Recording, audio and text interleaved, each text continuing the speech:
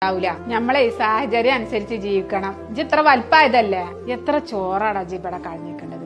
ഈ ചോറിന് മാടിയിട്ട് ഇജ്ജ് കൊതിച്ചു. അങ്ങനത്തെ ഗതിയൊന്നും അള്ളാഹു തരാതിരിക്കട്ടെ.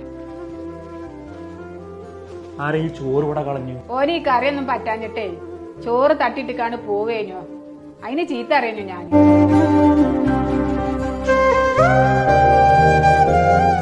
ഓൻ തട്ടി കഴിഞ്ഞാ മേസപ്പുറത്തുള്ള നിങ്ങൾ എന്തിനടുത്ത് തിന്നണത്? അതവിടെ കടന്നോട്ടെ. അത് കുഴപ്പമില്ലടി. എടാ വിശപ്പറിഞ്ഞിട്ടുണ്ടോ? എടാ ഒരു വറ്റിന്റെ വില എന്താ നിനക്ക് അറിയോ? വിശന്നിട്ട് ഞാനേ മണ്ണ് വരെ വാരി തിന്നാൻ നിന്നിട്ടുണ്ട്. അന്നത്തെ കാലത്തൊക്കെ അങ്ങനെ ആയിരുന്നു. എന്റെ ഉപ്പൊക്കെ വൈകുന്നേരം വരുമ്പോ അറിയാം ഇന്ന് പണി ഉണ്ടായിട്ടില്ല എന്നുള്ളത്.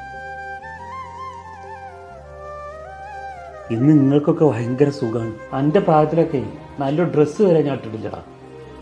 കാലുമലെ ഒരു ചെരുപ്പിടാൻ മോഹിച്ചിട്ടുണ്ട്. ഇന്ന് നിങ്ങൾക്ക് നല്ല ഡ്രസ്സ്, നല്ല നല്ല ഭക്ഷണങ്ങൾ. എടാ ഈ ഉപ്പാനൊക്കെ മനസ്സിലാക്കണമെങ്കിൽ 2 ദിവസമെങ്കിലും പട്ടിണി കിടക്കും. അപ്പോഴേ എനിക്ക് മനസ്സിലാവും. ഇന്നത്തെ ഇങ്ങളെ പോലത്തെ തലമുറക്കൊന്നും എത്ര പറഞ്ഞാലും അത് മനസ്സിലാവില്ല. കാരണം നിങ്ങളൊക്കെ സുഖിച്ച് ജീവിച്ചു. നിങ്ങളെ വാപ്പ എന്ത് പറഞ്ഞാലും കൊടുന്നു തരും. എനിക്ക് പണി ഉണ്ടായിട്ട് എത്ര ദിവസമായി എനിക്കറിയാം. എന്നിട്ട് ഇവിടെ എന്തെങ്കിലും കുറവുണ്ടടാ? ഞങ്ങൾ രണ്ടാളും കഴിച്ചിട്ടില്ലെങ്കിലേ അന്നെ ഞങ്ങൾ വിശപ്പ് അറിയിച്ചിട്ടില്ല. അതൊക്കെ എൻ്റെ തെറ്റാടാ.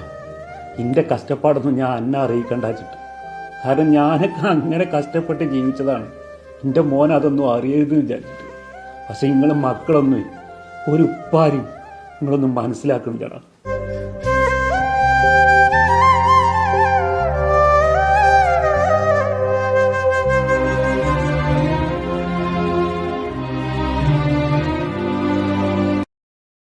Download ShareChat.